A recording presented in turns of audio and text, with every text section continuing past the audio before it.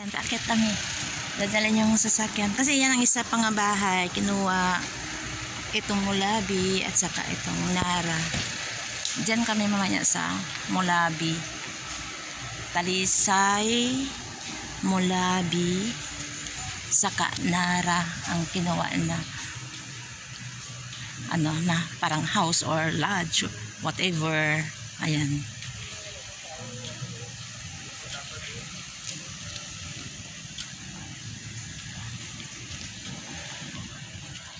Ayan, tingnan natin dito. Parang overlooking talaga siya.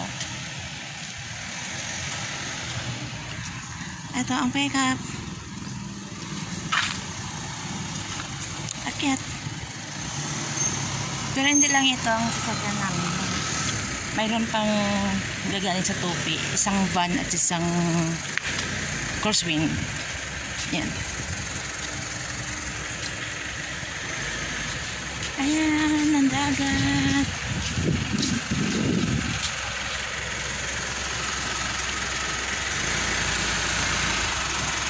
Apat na kami ng gamit. Ilagay dito sa taas. Dire ka mo maning? Ah.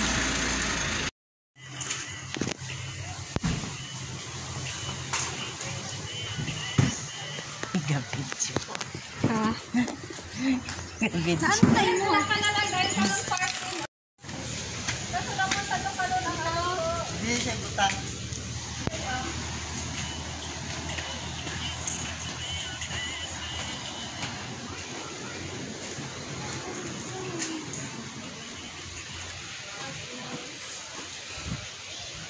Oh.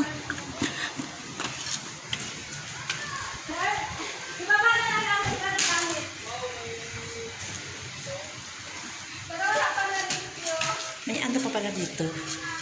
Nasa likod, may terrace. Oh, pwede dito maglaro ng tong ito. Oh, yung isa doon. Pero wala silang exit na door. Dito lang dadaan.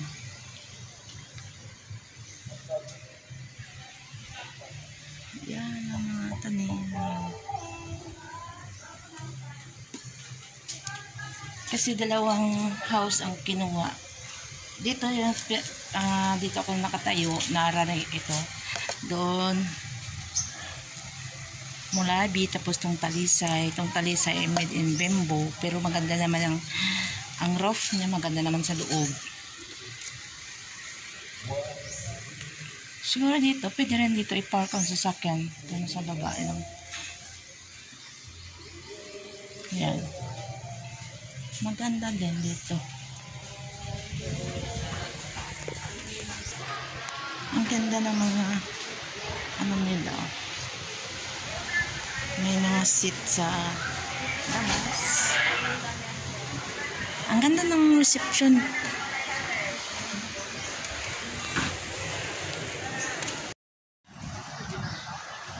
Tingnan ninyo ang clouds. Parang karugtong lang ng dagat.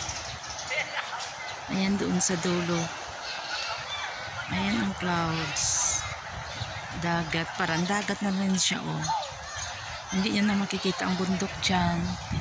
Ayan. Pero dito banda sa left side, dito makikita ang bundok. Itong Isla Hardin, malayo ito sa sa town. Yung dati na mga resort na pinupunta namin na hindi makaabot sa town ng Glan, ito naman ay banda nasa dulo naman ng Glan. As hindi naman dulo. Medyo malayo lang. Ayan. Ayan, doon kami kumuha ng room. 3 house ito. Ayan, isa. Ayan, 2 kong anak. Tapos dito. At yung isa kanina yung sa main. Halos hindi makita siya ng puno. Ayan, doon ang reception talaga. Ayan, tingnan niyo yung ay, bundok na yan eh. Kasi yung ilang kanilang mga rest house or lodging house paakyat sa bundok, pero maganda naman ang niya. Ayan, tingnan ninyo. Ayan. Mga yan, mga cottage dyan. Pero hindi lang hanggang dito ang ano ng isla. Malaki ito. Mayroon pa doon sa dulo, yung sa ano banda. Yung parang sa cottage lang yung hindi nag-booking. Dito mga booking dito eh. Ayan. Ito mas mapapadaan ka ng space dito sa labas. Not unlike the other one. Ano lang sila, parang hallway lang. Dito. Tapos itong isa naman kinuha namin. Mayroon hagdan paakyat. Ayan. Doon. At doon ang pangatlo. Yung katabi niyan, ayan doon. Mas mataas doon. Ayan. Diyan ang venue sa pangatlong house. Diyan muna. Hindi muna magating-gating muna kay ang hangin. Matulak ka mo sang muganing hindi ka mo sinama-sapay o makibot ka mo. Pero mo dito ara na stock. Pero may mga dado ng stock. Unsa patay bangus? Want you just the way you are.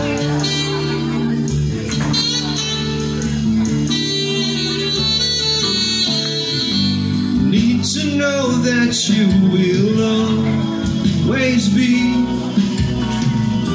same old someone that I need. Oh, what will it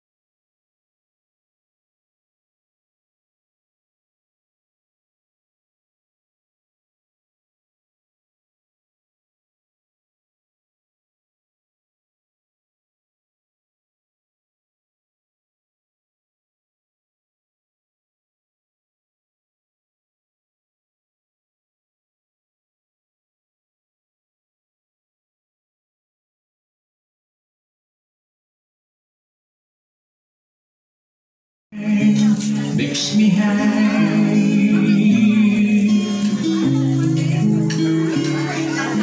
Sunshine for my soul when it rains.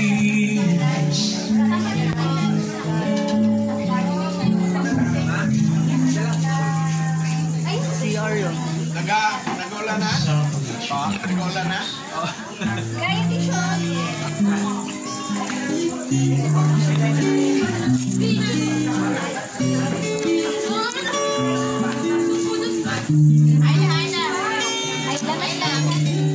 Day after day, I'm faced the world of strangers. Where I go. Sige, okay.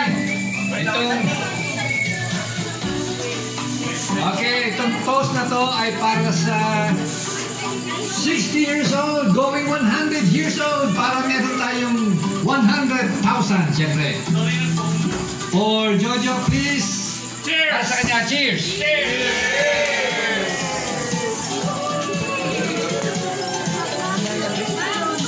Alright. Thank you. Happy birthday! Happy birthday!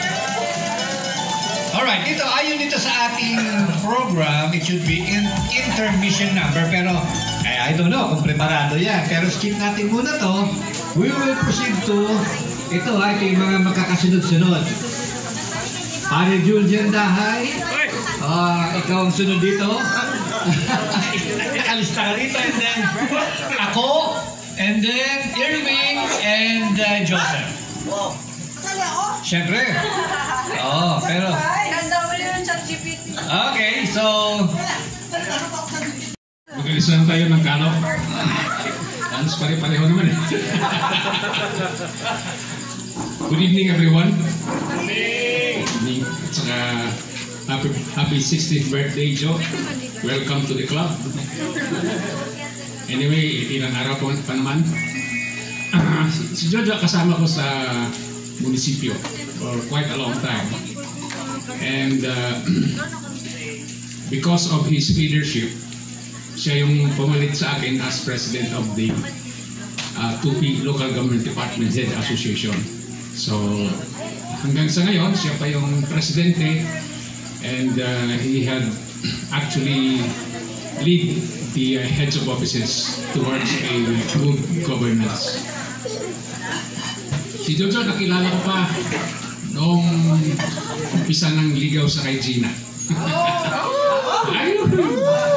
Kasi, mabang usapan. Iklian ko na lang. And I have witnessed how they prosper in life. Umpisa nung sila ay nagkaroon ng dalawang anak.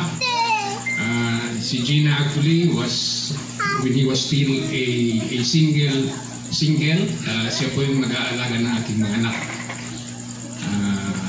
And I have seen, I've witnessed how they prosper in life. And I hope na mag-continue ang prosperity in your children, successful children, na isa ng medical doctor ngayon. Wala ka pa naman nag-intention, no? Hindi, tinanong ko nga sa HR kung nag-intend ka na to retire. But kung tutuloy ka man, I hope hanggang 60, 65. I retired actually at the age of 64. Pero I think kailangan pa si Jojo sa General Services Office because I know that there is no one as of now that is as competent as him. Hindi ko masasabing strict si Jojo, but he is strict. He follows rules and regulations. And sana kung natuloy-tuloy noon yung he was one of the awardees of having never late for 1 year. Hindi na natuloy eh. Sana naging awardee pa rin si Jojo ito kasi alam kong he was never late in going to office. Sino? Si Gail. Dapat may award din si Gail noon. Ate Gab daw. So Joe, thank you for this opportunity na naimbita rin kami dito. And sana yung closeness natin as one family will be forever. I would like also to congratulate yung si Tata, yung sinabi ni Joe kanina na pupunta ng US. Sabi niya nga from VA to VA. Anong ibig sabihin ng from virtual assistant